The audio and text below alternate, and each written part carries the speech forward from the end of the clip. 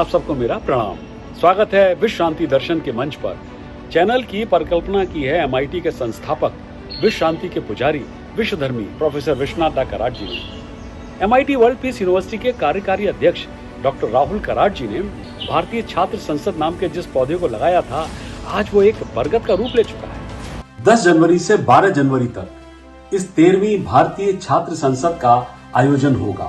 मगर इन 13 वर्षों के अंदर इस संसद को किन किन लोगों का सानिध्य मिला, यही है हमारी लघु श्रृंखला भारतीय छात्र संसद, नींव कल के भारत की।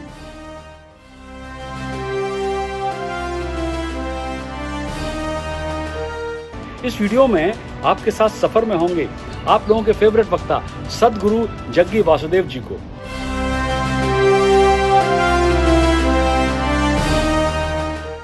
My pranams to everyone.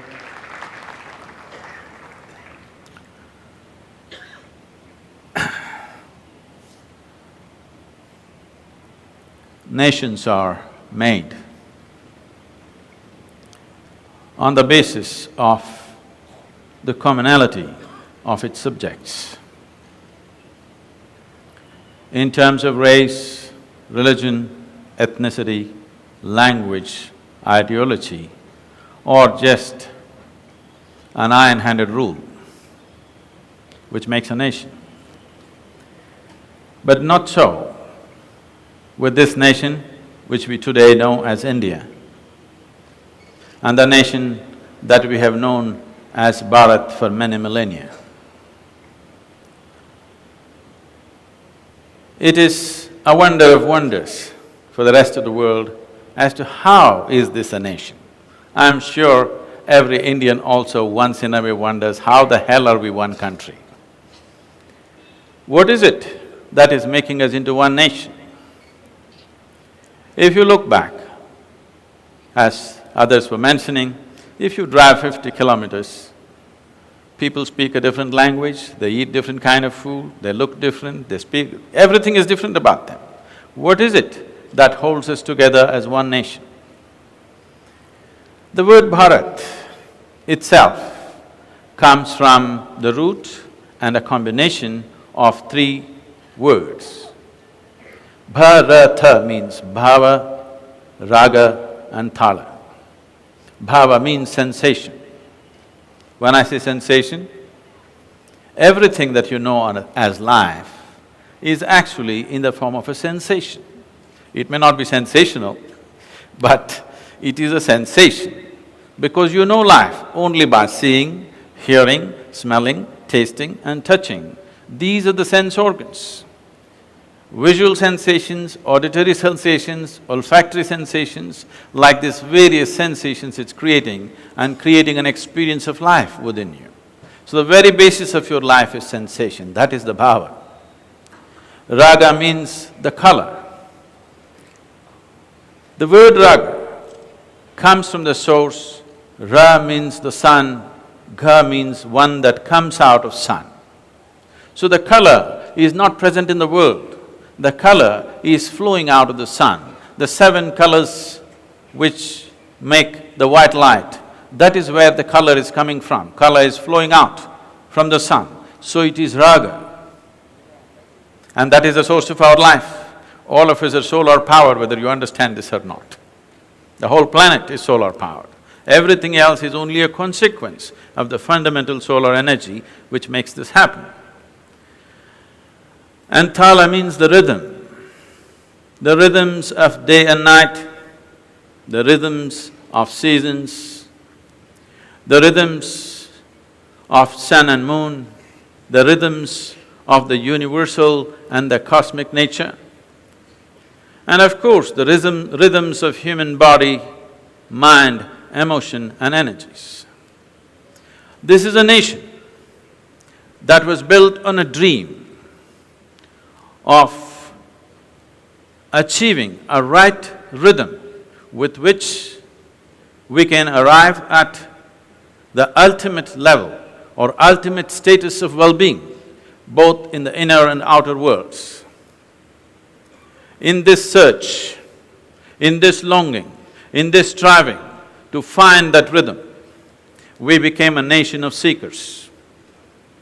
I want you to understand this.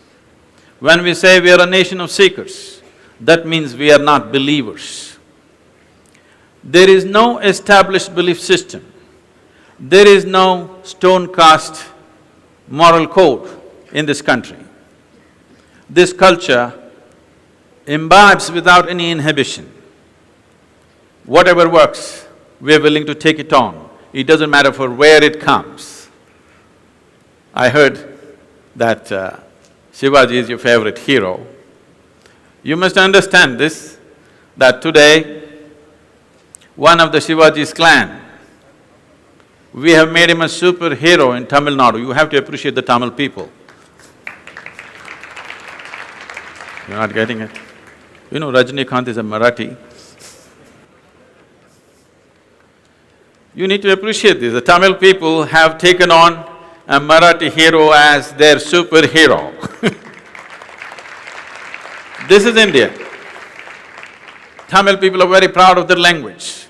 Their whole entity is on the basis of language, but their hero is a Shivaji clan. They have no issues about that. So why are we like this? We are like this because the fundamental nature of this nation has always been seeking. Seeking for what? So people looked at it, initially you seek for survival. When survival is taken care of, pleasure. When pleasure is taken care of, general well-being. When that is taken care of, then what? Ultimately, a human intellect and human intelligence realizes the most valuable thing in the existence is freedom. So we are seekers of freedom. The only and only goal, if you're born in this culture, is mukti. This is a very misunderstood word. When I say mukti, people think, oh, should I go up or go down? Well, let's understand this first.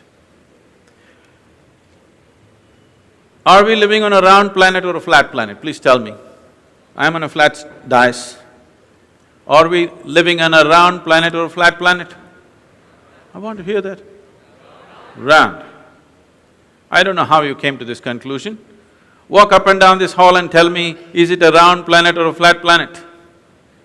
In your experience, it's still flat, but we know it is round for various reasons now.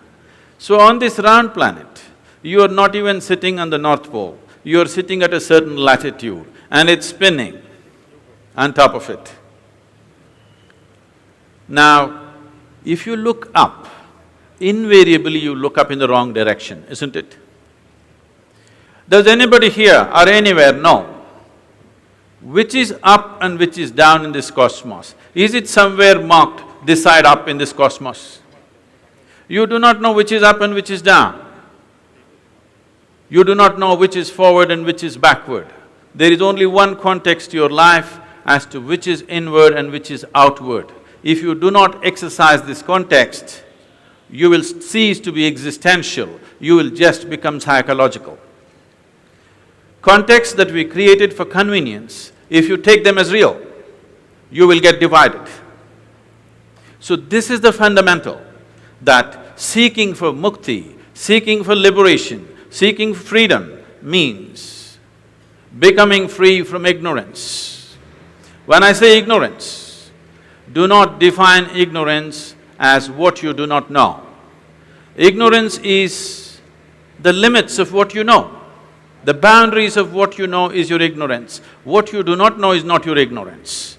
So, based on this, the whole nation became a nation of seekers. This may be a little absent today in the urban population, but even today, if I go to a village, if I speak to an illiterate peasant, if I ask him, what do you want? He will not ask, I want a golden horse. He will say, yeah, mukti. He has not read any scriptures, he has not heard any teachings, but it is so deep-rooted. It is this one thread that we are a nation of seekers. Though we look different, we eat different, we speak different languages, everything is different about us because the seeking. When you are a seeker, you will always become an individual. You cannot form a group. If you are a believer, you will form a group. Somebody believes one thing, you believe something else, there is bound to be a quarrel somewhere. So this fundamental that we have, that in this culture, heaven is not the highest thing, God is not the highest thing. The ultimate seeking is always for freedom. Freedom from ignorance, freedom from everything that we are limited by. That which chains us, that which limits us, that which sets boundaries around us. As a nation, we have come a long way in many ways. It has been 1,000 years of continuous invasions, but still, we have been chewed, battered, distorted, but we haven't lost it. That is the beauty of this, because it is individual, it is not organizational, it is not something that's organized, this is something that's bubbling in every heart. Is this cultural? Is this religious? Is this spiritual? No, this is just human. It is a natural human longing to become free from everything. It is just that when you're denied something or when you're deprived of something, you may believe something is very high. I happened to be in Tel Aviv. I was supposed to speak to a group of people. I was to arrive there at noontime and address them, but because of some delays in the flight, I landed at 6 o'clock, 6:30 is my talk. This is 30 years of Isha. In these 30 years, I have not been late to a single appointment till now. So I didn't want to break that, so from the airport I went straight. So I discovered when I went there, I was to speak in a restaurant.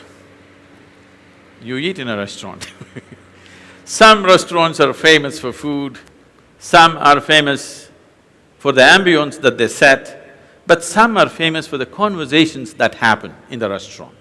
So, it seems in Tel Aviv, the most intelligent conversations happened in this restaurant and not in the parliament. I went there, people were greeting me and one man came and said, "Shalom." I said, "What does that mean?"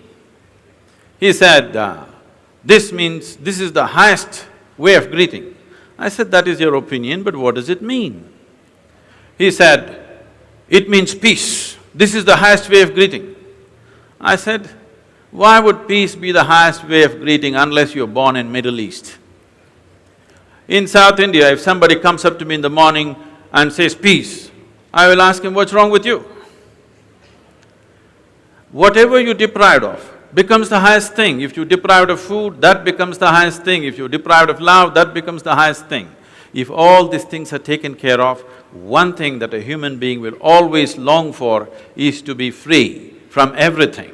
To be free essentially means to move from a compulsive nature of existence to a conscious nature of existence. This is what is needed right now in our country as a nation. We evolved a system as to how to develop an individual human being. We never evolved a system as to how to develop a society. This system we called as Samskriti. Today, this word is being dismissed as culture. It is not culture. Sam means equanimous, kriti means to do. To do life in an equanimous manner. Another meaning for some is exuberance, another meaning for some is well. To do your life in an equanimous way, in an exuberant way, and doing it well. If you do this, everything around you will be okay. Today we are trying to impose moral codes upon our society. You need to understand, India is a society without morality because we always relied on stirring up our humanity rather than depending upon the morality. The morality of one person is an obscenity for another person. So we always had means and ways and tools as to how to stir up the humanity within us, and that humanity has been the basis of this nation. It is that fundamental human longing to become free which has been the main thread, which is holding all these multiple cultures together as one nation. Though it is being propagated like India was born in 1947, no. The other cultures everywhere in the world experience this as one nation for thousands of years. Even though there were many political entities, many times over 100 entities, in spite of that people saw it as Bharat, because they saw these unique people who did not believe in anything particular, who had no moral sense, but they were perfectly on the track because they were not a bundle of morality, but an effervescent humanity. This has to be brought back into India because when you are a seeker you are not in collision with anybody. When you are a seeker, there is a certain humility about you because you have not assumed anything. You can become a seeker only when you realize the immensity of I do not know. If you realize the immensity that you do not know so many things about the existence, with so much science and technology, we still cannot figure one single atom in its entirety. That is the reality of our existence. If we understand this, if we operate from this, that we become seekers, India can once again find its glorious days. When I say glorious days, right now everybody is talking about economy. 1,000 years ago, India contributed to the world in terms of 53% of the world's economy was India. 500 years ago, we were about 26% of the world's economy. When the British left us in 1947, we were 3.6% of the world's economy. Today, we have risen to 6%. But as a population, we are almost 25% of the world's population. We must at least achieve this 25% of the world's economy in the remaining 5 to 10 years. If we do not do this, we will keep our people subjugated forever. We are at a unique time, that is for the very first time, we have the necessary tools, we have resources, we have the capability and we have the technology to address every human problem in this country. Welcome back. स्वागत है एक बार फिर। लोकतंत्र जनता की सरकार और छात्र देश की आबादी का एक बड़ा हिस्सा है। स्वाभाविक रूप से किसी देश के शासन में उनकी बात होनी चाहिए।